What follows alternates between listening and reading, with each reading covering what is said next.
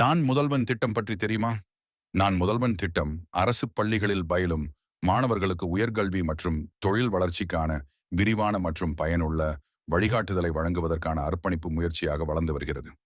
பள்ளிக் கல்வி மற்றும் உயர்கல்வித் துறைகளின் கூட்டு முயற்சிகள் மூலம் தமிழ்நாட்டில் உயர்கல்வியில் மொத்த சேர்க்கை விகிதம் GER கணிசமான அதிகரிப்பை காண முடியும் என்ற நம்பிக்கையால் இது இயக்கப்படுகிறது.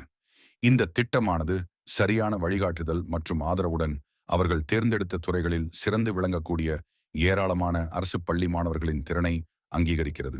நான் முதல்வன் திட்டத்தின் முக்கிய நோக்கம் அனைத்து மாணவர்களும் தங்கள் பள்ளிக் கல்வியை முடித்தவுடன் அர்த்தமுள்ள உயர்கல்வி படிப்புகளை தொடர அதிகாரம் அளிப்பதாகும். இதன் நோக்கம் மாற்றத்தக்கது அல்ல.